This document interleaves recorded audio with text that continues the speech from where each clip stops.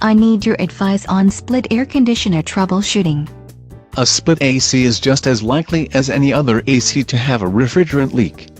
As the refrigerant leaks out, it may literally freeze on the coils, bubble and pop as it tries to run with less refrigerant or run for hours to hardly make a difference.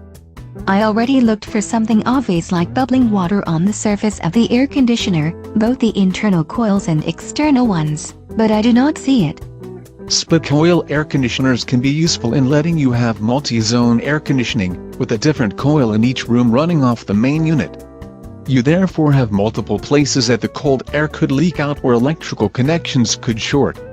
What else can I check? If there is not air coming out of the interior unit, check to see if the fan on the outside is running. If neither is, check the breaker for the AC to make sure it is not tripped. That's at least an easy thing to check. If the breaker is not the problem, my next guess is the control panel or the wires between the thermostat and the air handler. That's where you were saying the wires might be the problem. Yeah, whether water corroded it or a squirrel chewed through it, I do not know. The fried squirrel is at least obvious. You can try resetting the control board, but if that does not work, resetting the breaker is the same as rebooting the control board. If that fails and the control board still errors out, you need a tech to replace the control board. At least then I've tried the two things they'd charge me $200 to do. If the blower is running but the fan for the exterior unit isn't, you need to check the outside unit. That could be the blower motor, which is obvious by its silence or the really loud noises it makes before it dies.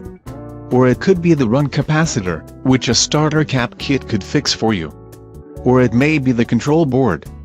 And flipping a few switches may or may not reboot that. If the unit has power but is not turning on, you could check the thermostat. It is set just above frozen. The thermostat itself may be broken.